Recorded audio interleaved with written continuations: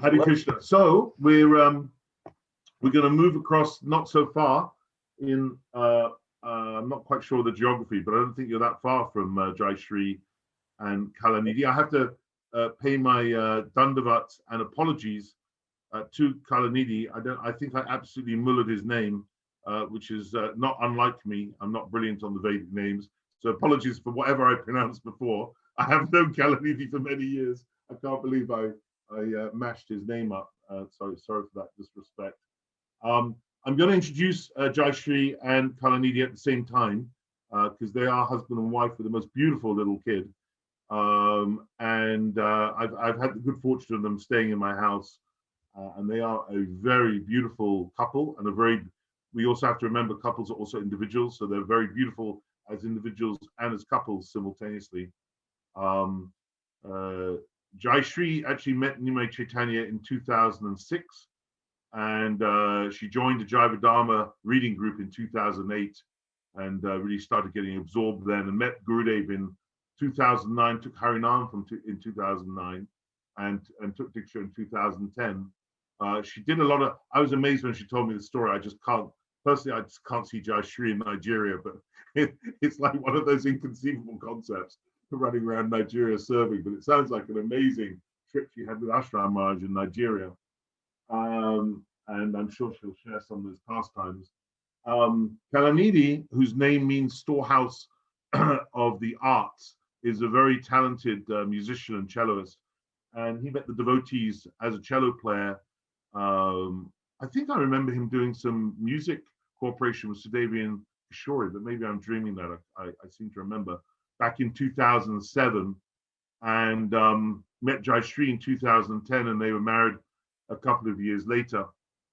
And so I think Jai Shri is going to speak first, and then Kalanidhi afterwards. And they've written a beautiful song for Gurudev, which will be sung when Kalanidhi comes on. They are a very beautiful couple, very different characters, and they blend together wonderfully, supporting each other. So I'm going to introduce them both, and I'm not going to interrupt between the two. So if Jai Shri can speak and then straight over to Kalanidhi, that will be absolutely wonderful. Thank you, and good luck to both of you. Hare Krishna.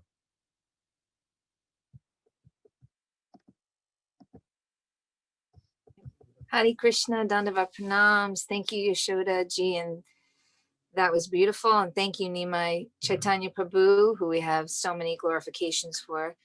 First of all, I want to offer my most heartfelt Dandavat Pranams to my beautiful Srila Gurudeva, Nichalila Pravishtam Vishnupad Srimati Bhaktivedanta Narayana Gosvami Maharaja, and the same unlimited obeisances to my grandfather Guru Srila Prabhupada, and to Param Gurudev, and to Jagat Guru, and to all of the Vrajavasis who have ever touched the holy dust of Vraj, and to all of you, especially all of you and all the devotees all over the world. So I haven't started crying yet, so I take that as a win. But I have leaky eyes, and that's who I am. So the leaky eyes will probably begin. So, and it's so funny, of course, Yashoda, you said Achincha Beta Beta Tattva, which is the first, the line that always comes because it's such a both and world.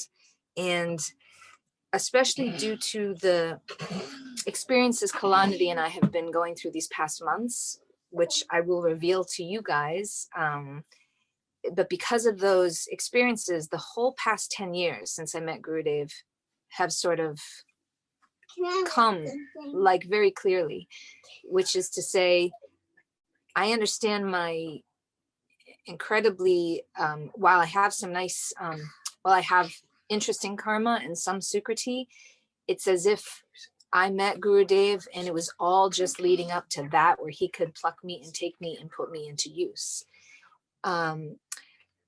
As mentioned, Nimai Chaitanya is such an amazing part of our Sangha here, and he was doing medicine and Ayurveda and treating so many people for so many years without kind of being out as a devotee. And when I left my world, I was an actor for many, many years, and I left that whole world and came to Boston, and I met him and started working with him. And one day he said, so after a while, you're studying yoga now, right? I was like, yeah, I was a full-time yoga teacher by that point. He said, oh, you're leading some kirtan? I said, yeah, I'm chanting mantras and leading kirtan because I was a singer. And then I gave it up and I was doing it again. He said, you're not eating meat or alcohol anymore. I was like, no, yeah, I went vegan in 2008 and I haven't had any such and such. And he says, so do you want to go deeper? And I said, yes, I do.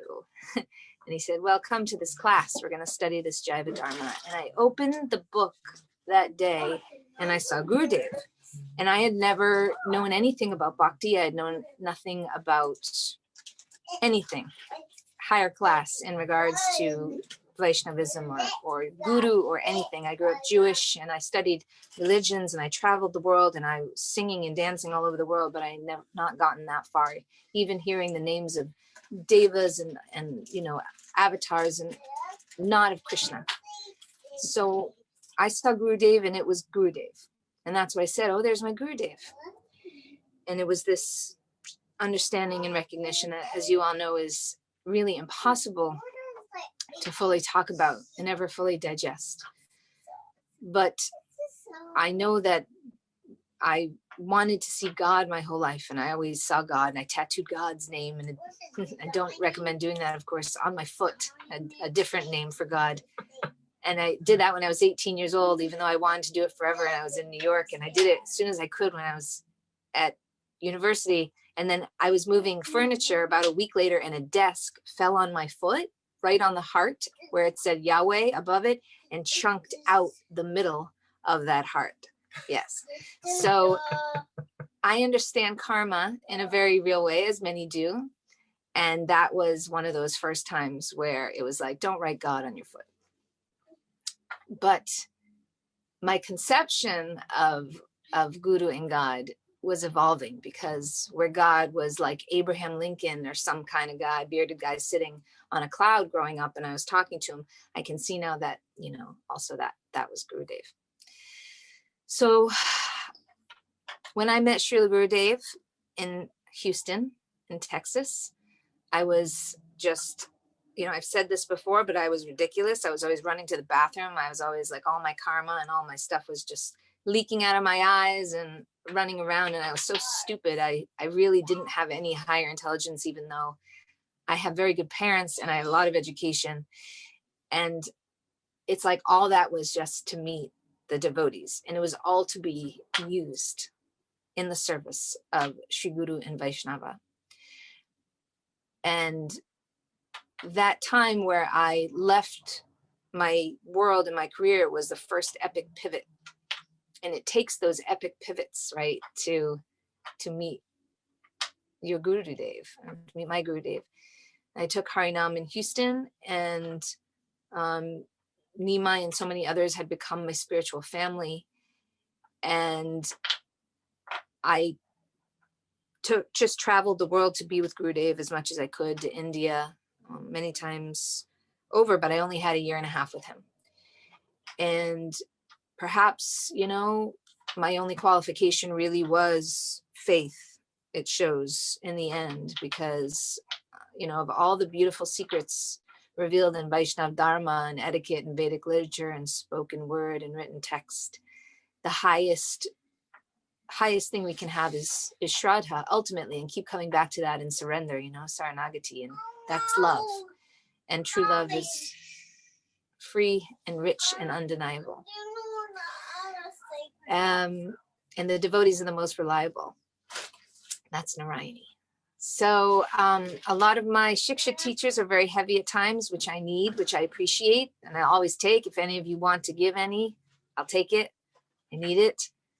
And also most devotees are soft-hearted like me, I understand. So the leaky eyes is very real. And divine qualities like Gurudev has are inherent. And so Kalanidhi and I, we've been doing this thing. We've been trying to buy our first home at Bhakti Bandhav in New York. And to be perfectly honest, it's been the greatest upheaval of our life. And after looking for a long time and, you know, knowing like we don't do things materially, we'll give everything. You know, we opened a yoga studio in 2016 for 2 years and gave everything, gave all the money, any money that came, and just kept showing up. But, you know, a lot of money later in the hole, you realize, okay, I'm over endeavoring. And there was a time where with this house, we thought we must be over endeavoring, but it was those, even with all the material, it was Gurudev speaking through the devotees and giving these hints.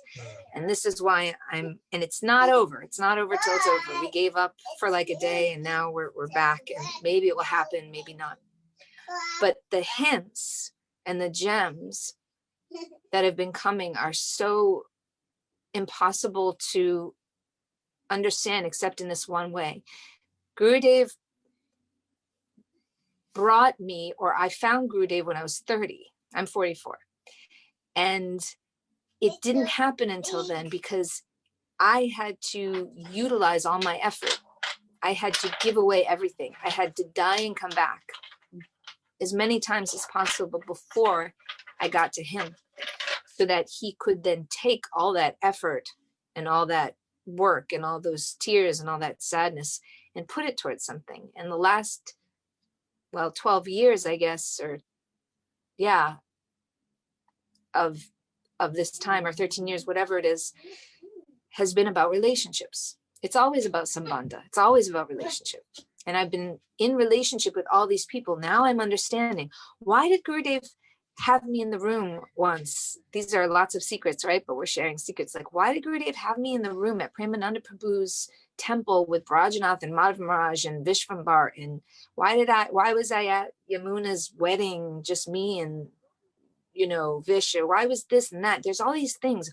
Why did we, you know, why that amazing time where we spent time with Yashoda? I mean, of course, it was just so lucky and it was so beautiful. And our relationship with Raghava and Banu, and of course, Nimai and Kumudini, his beautiful wife, and our best friends, Shamli and Chamrupa, and here, and, you know, so many times of going to India, all these little things that happened in India or happened in Badger. Why was I always running around with absolutely like no actual thing to do and yet was put in service over and over and over again? It was all because Gurudev was collecting us to be in service towards a higher goal in a mission. And it seems like in this time and age, with everyone being so divided and there's so much pain and there's so much karma and so much, you know, lessons to deal with, clearly it all comes together at certain times, like now, or like Bhakti Bandhav, or like a project where the mission of Chaitanya Mahaprabhu can move forward. And that is my only prayer, is to, because karma is going to come and migraine and pain will keep coming, but the mission and the faith in the mission and the faith in Guru, that's probably the only thing I have.